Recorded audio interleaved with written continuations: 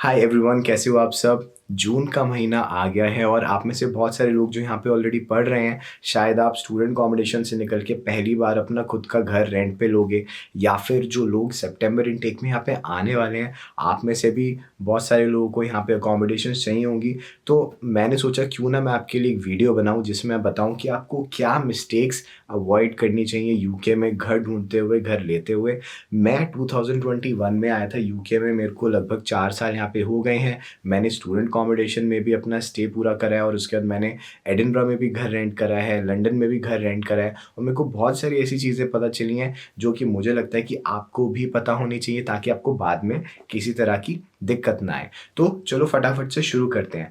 पहली जो गलती लोग करते हैं वो ये करते हैं कि they wait for too long and they procrastinate their search. तो इससे होता क्या है कि स्टार्टिंग में आप चीज़ें हल्के में लेते हो, लेकिन जब आपको हिट होता है कि अब आपको घर चाहिए तो काफ़ी लेट हो चुका होता है, बहुत सारे अच्छे ऑप्शंस जा चुके होते हैं, एंड बाद में आप पैनिक करते हो और उस चक्कर में आप फेसबुक ग्रुप्स पे लिस्टिंग्स देखते हो, व्हाट्सएप ग्रुप्स पे लिस्टिंग देखते हो जो कि अनवेरीफाइड होती हैं, एंड फिर आपके साथ स्कैम होने के चांसेस बढ़ जाते हैं। तो अगर आप जल्दी अकोमोडेशंस ढूंढ सकते हो तो प्लीज़ डू दैट, और बिना व्यूइंग करे इन पर्सन आप कोई घर के डिपॉजिट में या किसी तरह की पेमेंट में मत फंसना। अगली चीज़, अगर आप एक स्ट्रेंजर के साथ रहने जा रहे हो तो please try to understand that person की उसकी लिविंग हैबिट्स क्या हैं, वो कितनी साफ़ सफाई रखता है, उसकी फूड प्रेफरेंसेस क्या हैं, और उस इंसान को थोड़ा जानने की कोशिश करो। क्योंकि मैंने बहुत देखा है कि स्ट्रेंजर्स के साथ रहने से लोगों में कॉन्फ्लिक्ट्स आ जाते हैं, बिकॉज उनको पहले पता नहीं होता कुछ, और जब वो एक इंसान के साथ रहते हैं तो उनका फिर दिमाग ख़राब हो जाता है। तो मेक श्योर अगर आप एक स्ट्रेंजर के साथ रहने का सोच रहे हो तो थोड़ा उस इंसान को जानो और समझो कि उसका रहने का तरीका है कैसा। इसके बाद मैं आपको बोलूँगा कि आप अपना ट्रैवल का कॉस्ट एंड टाइम भी कंसिडर करो, सिर्फ रेंट की तरफ मत देखो। क्योंकि बहुत सारे बच्चे होते हैं क्या करते हैं, बहुत ना दूर जाके घर ले लेते हैं, इवन दो उनको वो सस्ता पड़ता है, लेकिन वो कंसिडर नहीं करते कि उसमें ट्रैवलिंग कॉस्ट कितनी लगेगी। अब मैं लंदन में रहता हूँ, मैं सुबह शाम ट्यूब्स लेता हूँ, तो मेरा एक दिन का ऑफिस आने जाने का खर्चा इस 7 पाउंड्स, जो कि पीक आवर्स पे यहाँ पे आपके चार्जेस लगते हैं। तो अगर आप घर दूर भी ले लो, रेंट कम भी दे दो, तो अगर आपके मंथली ट्रैवल चार्जेस 80-90 पाउंड्स चले जाएँ तो उसका भी कोई बेनिफिट नहीं है। एंड मेरे को लगता है पैसे से ज़्यादा ना टाइम मैटर करता है। अगर आप बहुत ज़्यादा टाइम ट्रैवलिंग में वेस्ट कर रहे हो तो आपका वही टाइम कम हो रहा है जिसमें आप कुकिंग करोगे, आप स्टडी करोगे, अपने बाकी सारे काम करोगे, क्योंकि आपके पास 24 घंटे ही यहाँ पे होने वाले हैं और उसके साथ आपको सारी चीज़ें मैनेज करनी है। तो अगर आपको आपका वक्त प्यारा है तो एक ऐसी जगह घर लो जो बहुत ज़्यादा एक्सपेंसिव भी ना हो लेकिन बहुत ज़्यादा दूर भी ना हो आपके ऑफिस से या आपकी यूनिवर्सिटी से। एंड इससे पहले मैं आपको और मिस्टेक्स के बारे में बताऊं, मैं आपको आज की वीडियो के स्पॉन्सर के बारे में बताना चाहता हूं जो कि है एम्बर स्टूडेंट। अगर आप यूके में प्राइवेट स्टूडेंट अकोमोडेशन लेना चाहते हो तो एम्बर स्टूडेंट पे आप सारे ऑप्शंस एक्सप्लोर कर सकते हो। यहाँ पे आपको अकोमोडेशंस की वेरीफाइड लिस्टिंग्स मिलेंगी, मतलब वो अकोमोडेशंस एग्जिस्ट करती हैं एंड वो प्रॉपर स्टूडेंट अकोमोडेशन है जिसमें आप जाके रह सकते हो। उनके आपको लाइव वीडियो टूर्स वर्चुअली कराए जाएंगे एंड आप सारी जो प्रोसेस है वो आने से पहले ही कंप्लीट कर सकते हो, तो आपके लिए पूरा पीस ऑफ माइंड होगा प्रोसेस को लेके। एंड इसी के साथ साथ अगर आपके प्लान में कोई चेंज हो जाता है तो आप फ्री कैंसिलेशन करा सकते हो। एंड इसके साथ साथ आपको एम्बर स्टूडेंट की तरफ से 500 पाउंड्स तक के पर्क्स भी एडिशनली मिल सकते हैं अगर आप उनके साथ अकोमोडेशन बुक कराते हो। आपको कुछ नहीं करना, उनकी वेबसाइट पे जाके अकोमोडेशन सर्च करनी है और देखना है आपके लिए कौन सी अकोमोडेशन सही है।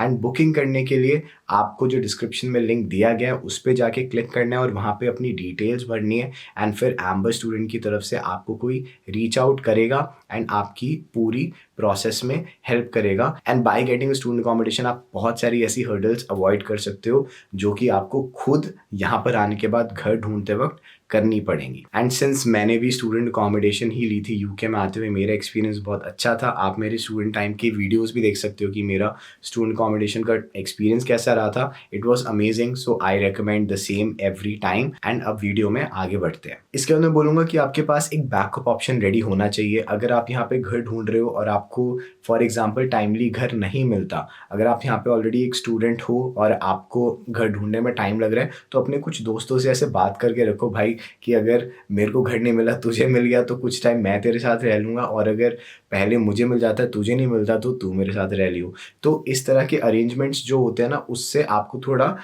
मेंटल रिलीफ मिलता है। और अगर आपको कोई अच्छा घर नहीं मिल रहा तो ऐसे नहीं कि आप खराब घर के साथ सेटल कर लो, आप थोड़ा टाइम ले सकते हो, लेकिन एक सही डिसीजन लोगे एक अच्छे घर में मूव करने का। और अगर आप एक अपकमिंग स्टूडेंट हो तो आपके साथ जो बच्चे आ रहे हैं उनसे बात करके रखो, उनसे थोड़ी फ्रेंडशिप बनाओ, ताकि अगर आपको यहाँ पे आने के बाद इमीडिएटली होटल में भी स्टे करना पड़े और आपको थोड़ा ज़्यादा टाइम हो गया यहाँ पे रहते हुए होटल में और फिर भी आपको घर नहीं मिलता, तो आप अपने दोस्तों के साथ मूव हो सकते हो। एंड जो अगली गलती है वो बहुत सारे बच्चे ये करते हैं कि वो जो कॉन्ट्रैक्ट होता है, एग्रीमेंट होता है, उसको पूरा नहीं पढ़ते हैं। मैंने देखा है यहाँ पे कॉन्ट्रैक्ट में ना छोटी-छोटी चीज़ें आपको ऐसी लिखी जाती हैं जो कि आपको ऊपर से नहीं दिखेंगी, जब आप डिटेल्स पढ़ोगे तो आपको पता चलेगा कि कुछ चीज़ें ठीक नहीं है। जैसे कि मेरा दोस्त था, उसने लंदन में एक अकोमोडेशन ली थी और उसने कॉन्ट्रैक्ट अच्छे से नहीं पढ़ा था। एंड कॉन्ट्रैक्ट में लिखा हुआ था कि लैंडलॉर्ड 1 हफ्ते का नोटिस देके उसको घर से निकाल सकता है, और एक्चुअली में लैंडलॉर्ड ने यही करा, 1 हफ्ते का नोटिस दिया and he had to leave the place. वो तो मुझे जानता था तो कुछ दिन मेरे साथ रहने आ गया, नहीं तो उसे भी काफ़ी सारी दिक्कतों का सामना करना पड़ सकता था ऐसी सिचुएशन में। So please read the agreement और कॉन्ट्रैक्ट जब भी आप यहाँ पे एक घर लेते हो। एंड जो स्टूडेंट्स यहाँ पर आ रहे हैं, अगर आप एक स्टूडेंट अकोमोडेशन नहीं लेते हो तो आपको एडिशनल बिल्स को भी कंसिडर करके चलना है, बिकॉज स्टूडेंट अकोमोडेशन में सारे बिल्स इंक्लूसिव होते हैं आपके रेंट में, तो बजटिंग आसान हो जाती है। लेकिन अगर आप बाहर से घर लेते हो तो आपको अपना वाईफाई, इलेक्ट्रिसिटी, गैस और जो भी एडिशनल बिल्स होते हैं, इन सबको अपने रेंट के ऊपर पे करना पड़ेगा। सो प्लीज़ कंसिडर दैट जब भी आप एक बजट बना रहे हो कि आप कितनी टोटल कॉस्ट का घर अफोर्ड कर सकते हो। इसके बाद अगर आपका लैंडलॉर्ड आपको एक एग्रीमेंट नहीं देता है तो प्लीज़ उसके साथ घर ना लो, बिकॉज अगर वो एग्रीमेंट नहीं दे रहा तो मोस्ट लाइकली वो आपका डिपॉजिट भी एक डिपॉजिट स्कीम में नहीं डालेगा, जिसकी वजह से जब आप घर छोड़ोगे तो क्या पता वो आपका डिपॉजिट पूरा अपने पास रख लें और आपके पास कोई लीगल डॉक्यूमेंट नहीं होगा फाइट बैक करने के लिए। एंड जो लास्ट चीज़ है वो ये है कि यहाँ पे अगर आपकी जॉब नहीं लगी और आपको अकोमोडेशन चाहिए तो आपको गारंटर की भी ज़रूरत पड़ सकती है।